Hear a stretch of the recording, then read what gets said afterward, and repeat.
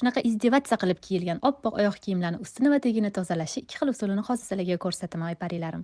Birinchi usuli idishga zubnoy pasta bilan iste'mol sodasini solib yaxshilab aralashtirasizlar. Keyin 100 yildan beri ishlatayotgan eskirib ketgan zubnoy shotkalarni shu tozalash usuliga qurbon qilib yuborasizlar. Bahonada shotkalarni ham yengillab olasizlar. Birinchi oyoq kiyimlarni changini artib olasizlar, keyin shotkani aralashmaga surtib, oyoq kiyimlarni yaxshilab shotkalab tozalab chiqasizlar. Va ketidan nam salfetkada artib tozalab olasizlar. Qarabsizlarki, krossovkalar oppoq qiz bo'ladi qo'yadi. Ha, aytgancha tozalab bo'lib, ana shotkani tashlab yuborish esinglardan chiqib yana joyiga qaytib qo'yib qo'ymanglar, tag'in kimdir massa qilib tishlarini yuvib olmasin. Lekin aytib qo'ying, bu usulda hamma joyinglar to'zib, ancha vaqt ketadi. Shuning uchun ikkinchi usuldan foydalanishni maslahat beraman. Tadam! Oq rangli va oyoq kiyimlarni tagidagi oq joylarini tozalash uchun maxsus tayyor vosk. Hech narsani aralashtirib o'tirmaysizlar va yana ketidan artib ham o'tirmaysizlar. Hammasi ko'rib turganingizdek tez va oson tozalanadi. Gubkasi ham o'zi bilan birga. Gubkasini ishlatib, yuvib, tashlab yana qayta ishlatib tursanglar bo'ladi. Bu voskni oppoq sumkalarni tozalash uchun ham ishlatsanglar bo'ladi. Yana eng zo'r joyi, boyagi eski shotkalarga o'xshab bu voskni 100 yil ishlatsanglar bo'ladi. Ya'ni anchaga yetadi. Ha, aytgancha, agar sizlarga eng arzon va eng kreativ oyoq kiyimlar sumkalar kerak bo'lsa, pastdagi Dilmnoza shop profilidagi publikatsiya bo'limidan topishingiz mumkin. Videoni oppoq oyoq kiyimi yig'lab olguncha qoraytirib kiyadigan o'rtog'ingizga jo'natib qo'ying. Zakaz uchun direktga murojaat qilaysiz. Videoga like bosmaganlarni oppoq kiyimi izdevatsiya bo'lib ketsin.